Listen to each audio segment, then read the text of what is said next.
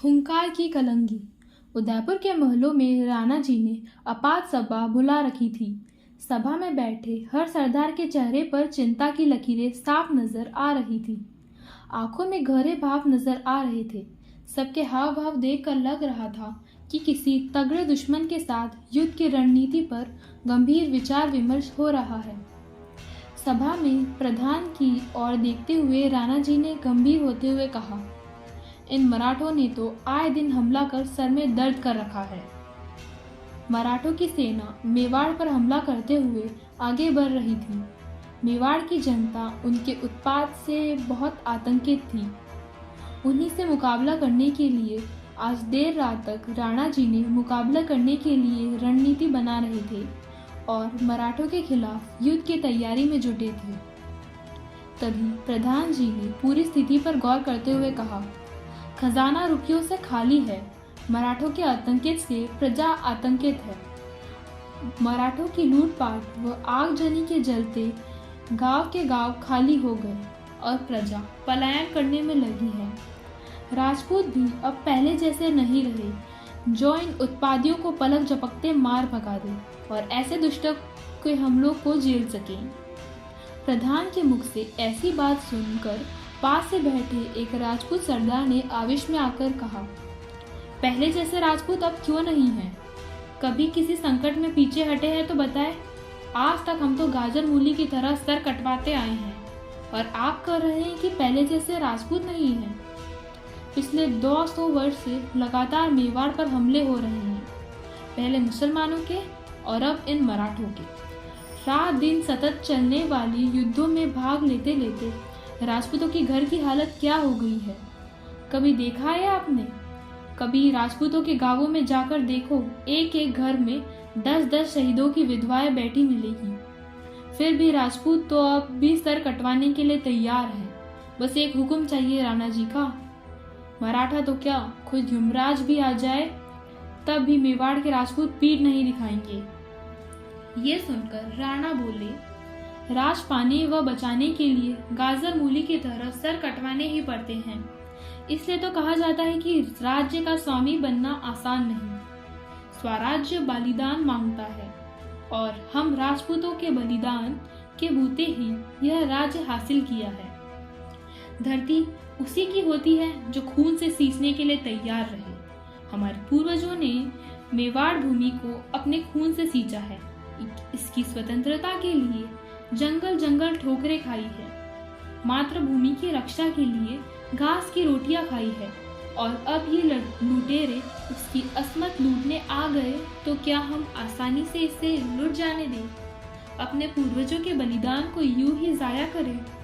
इसलिए बैठकर बहस करना छोड़ो और मराठों सा मुकुल जवाब देने की तैयारी करो। राणा की बात सुनकर सभा में चारों ओर चुप्पी छा गई।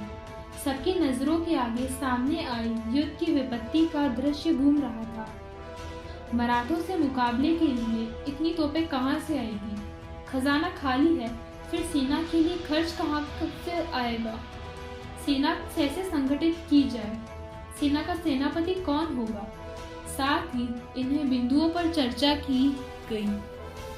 आखिर चर्चा पूरी होने के बाद राणा जी ने सभी सरदारों व जागीरदारों के नाम एक पत्र लिखकर उसकी प्रतियां अलग अलग घुड़सवारों को देकर तुरंत दौड़ने का आदेश दिया।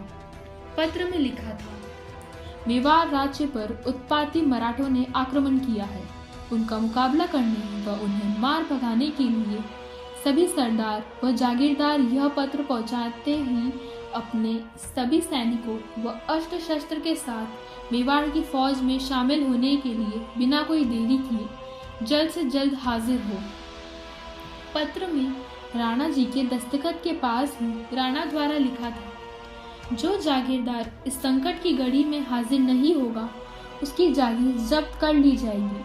इस मामले पर किसी भी तरह की कोई रियायत नहीं दी जाएगी और इसे हुक्म की तामील न करना वह हरामखोरी माना जाएगा। राणा का एक सवार राणा का पत्र लेकर मेवाड़ की एक जागीर कौसितल पहुंचा और जागीर के प्रधान के हाथ में पत्र दिया। प्रधान ने पत्र पढ़ा तो उसके चेहरे की हवैया उड़ गई। कौशेथल चुंडावत राजपूतों के वंश की एक छोटी सी जागीर थी और उस वक्त सबसे बुरी बात यह थी कि उस वक्त उस जागीर का वारिस एक छोटा सा बच्चा था। कोई 2 वर्ष पहले ही उस जागीर के जागीरदार ठाकुर एक युद्ध में शहीद हो गए थे और उनका छोटा सा इकलौता बेटा उस वक्त जागीर की गद्दी पर था। इसलिए जागीर के प्रधान की हवैया उड़ रही थी। राणा जी का बुलावा आया है और गद्दी पर एक बालक है। वो कैसे युद्ध में जाएगा? प्रधान के आगे एक बहुत बड़ा संकट आ गया। सोचने लगा, खैर मराठों को भी अभी हमला करना था, कहीं ईश्वर उनकी परीक्षा तो नहीं ले रहे। प्रधान राणा का संदेश लेकर जनाना महल के द्वार पर पहुंचा और दासी का मार्फित माजी साहब यानी जागीरदार बच्चे की विधवा मां को आपात बुलाने की अर्ज की। दासी के मुख से प्रधान द्वारा आपात मुलाकात की बात सुनते ही माजी साहब के दिल की धड़कनें बढ़ गई। पता नहीं अचानक कोई मुसीबत तो नहीं आ गई। खैर, माजी साहब ने तुरंत प्रधान को बुलवाया और पर्दे के पीछे खड़े होकर प्रधान का अभिवादन स्वीकार करते हुए पत्र प्राप्त किया। पत्र पढ़ते ही माजी साहब के मुंह से सिर्फ एक छोटा सा वाक्य ही निकला, हे ईश्वर, अब क्या होगा? और वे प्रधान से बोली, अब क्या करें, कोई सलाह दीजिए। जागीर के ठाकुर साहब तो आज से 2 ही वर्ष के बच्चे हैं। उन्हें राणा जी की चाकरी में युद्ध के लिए कैसे ले जाया जाए? तभी माजी साहब के बेटे ने आकर माजी साहब की उंगली पकड़ी। माजी ने बेटे का मासूम चेहरा देखा तो उनके हृदय में ममता भर आई। राणा जी द्वारा पत्र में आखिर वाक्य माजी साहब के नजरों के आगे घूमने लगा।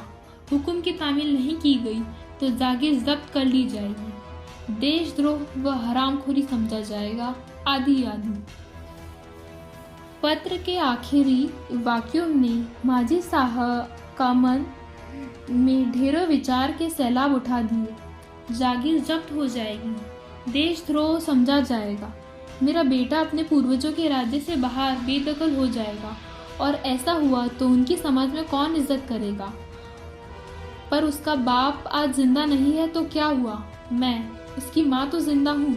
यदि मेरे जीते जी मेरे बेटे का अधिकार छीना जाए तो मेरा जीना बेकार है, ऐसे जीवन पर धिक्कार है। फिर मैं ऐसी तो नहीं जो अपने पूर्वजों के वंश पर कायरता का दाग लगने दूं।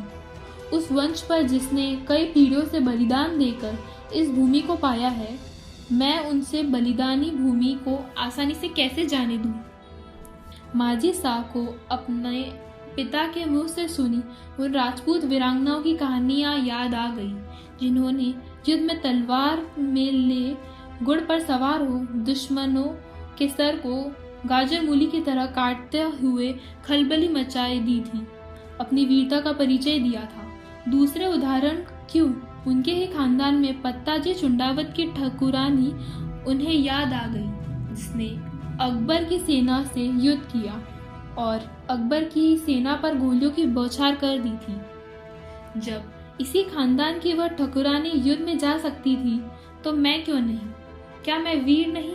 क्या मैंने भी एक राजपूतानी का दूध नहीं पिया? बेटा नाबालिग है तो क्या हुआ, मैं तो हूँ।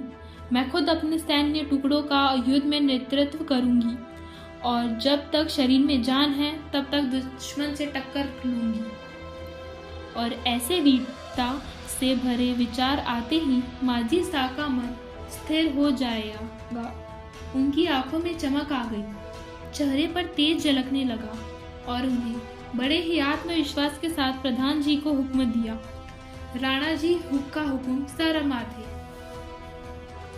आप युद्ध की तैयारी के लिए अपने सैन्य टुकड़ों को तैयार कीजिए। अपने स्वामी के लिए हम स्वयं युद्ध करेंगे और जान की बाजी लगा देंगे। प्रधान जी ने ये सब सुन कहा, माजी साहब वो तो सब ठीक है, पर बिना स्वामी के कैसी फौज? माजी साहब बोली, हम है ना, अपनी फौज का हम खुद नेतृत्व करेंगे। प्रधान के विस्मय पूर्वक माजी साहब की ओर देखा। यह देख माजी साहब बोली, क्या आज तक महिलाएं कभी युद्ध में नहीं गई? क्या आपने उन महिलाओं की कभी कोई कहानी नहीं सुनी जिन्होंने युद्ध में वीरता दिखाई थी? इसी खानदान में पत्ता जी की ठुकरानी शाह ने अकबर के खिलाफ युद्ध में भाग ले वीर गति नहीं प्राप्त की थी। मैं भी इसी खानदान की बहू हूँ, तो मैं उनका अनुसरण करते हुए युद्ध में क्यों नहीं भाग ले सकती? बस फिर क्या था, प्रधान जी ने कौशथल की सेना को तैयार कर सेना के कूच का नगारा बजा दिया। माजी साहब शरीर पर जिरह बख्तर पहने, सर पर टोप, हाथ में तलवार और गोद में अपने बालों को बिठा घोड़े पर सवार हो युद्ध में कूच के लिए पड़े। कौशथल की फौज के आगे आगे माजी साहब जिरह वस्त्र पहने, हाथ में भाला लिए और कमर में तलवार लटकाए उदयपुर पहुंच हाजिरी लगवाई कि कौशथल की फौज हाजिर है। अगले दिन मेवाड़ की फौज ने मराठा फौज पर हमला किया। हरावल में चुंडावतों की फौज थी, जिसमें माजी शाह की सैन्य टुकड़ी भी थी। चुंडावतों के पाटवी सलूम्बर के राव जी थे। उन्होंने फौज को हमला करने का आदेश देने से पहले संबोधित किया, वीर मर्द राजपूतों, मर जाना पर पीठ मत दिखाना। हमारे वीरता के बल पर ही हमारे चुंडावत वर्षों को हरावल में रहने का अधिकार मिला है, जिसे हमारे पूर्वजों ने सर कटवाकर कायम रखा है। हरावल में रहने की जिम्मेदारी हर किसी को नहीं मिल सकती, इसलिए आपको पूरी जिम्मेदारी निभानी है। अब खींचो अपने घोड़ों की लगाम और चढ़ा दो मराठों की सेना पर। माजी शाह ने भी अन्य वीरों की तरह एक हाथ से तलवार उठाई और दूसरे हाथ से घोड़े की लगाम खींच घोड़े को एड़ लगा दी। युद्ध शुरू हुआ। तलवार टकराने लगी। खच खच कर सैनिक कट कट कर गिरने लगे। हर हर महादेव के नारों से युद्ध भूमि गूंज उठी। मादी शाह भी बहुत फुर्ती से पूरी तन्मयता के साथ तलवार चला दुश्मन के सैनिकों को काटते हुए उनकी संख्या कम कर रही थी। तभी किसी दुश्मन ने पीछे से उन पर भाला का एक वार किया, जो उनकी फसलियां चीरते हुए निकल गया और तभी मादी शाह के हाथ से घोड़े की लगाम छूट गई और वह नीचे धम से गिर गई। सांझ हुई तो युद्ध बंद हुआ और साथ ही सैनिकों ने उन्हें अन्य घायल सैनिकों के साथ उठाकर वैद्य जी के शिविर में इलाज के लिए पहुंचाया। वैद्य जी घायल माजी जी शाह की मरहम पट्टी करने ही लगे थे कि उनके सर पर पहने लोहे के टोपे से निकल रहे केश दिखाई दिए। वैद्य जी देखते ही समझ गए कि यह तो कोई औरत है। बात राणा जी तक पहुंची। घायलों में एक औरत, पर कौन, कोई नहीं जानता। पूछने पर अपना नाम व परिचय भी नहीं बता रही। यह सुनकर राणा जी खुद चिकित्सा शिविर में पहुंचे। उन्होंने देखा एक औरत जिरह वस्त्र पहने खून से लथपथ पड़ी। पूछा, कृपया बिना कुछ छिपाए सच सच बताइए। यदि आप दुश्मन खेमे से भी हुई तभी मैं आपका अपनी बहन के समान आदर करूंगा। अतः बिना किसी डर और संकोच के सच सच बताइए। घायल माजी शाह ने जवाब दिया, कौशथल ठाकुर साहब की माँ हूँ अन्नदाता। सुनकर राणा जी आश्चर्यचकित हो गए। फिर उन्होंने पूछा, आप युद्ध में क्यों आ गई? अन्नदाता का हुक्म था कि सभी जागीरदारों को युद्ध में शामिल होना है और जो नहीं हुआ उसकी जागीर जब्त कर ली जाएगी। कौशथल जागीर का ठाकुर मेरा बेटा अभी मात्र 2 वर्ष का है, अतः वह अपनी फौज का नेतृत्व करने में सक्षम नहीं। सो अपनी फौज का नेतृत्व करने के लिए मैं खुद शामिल हुई हूँ।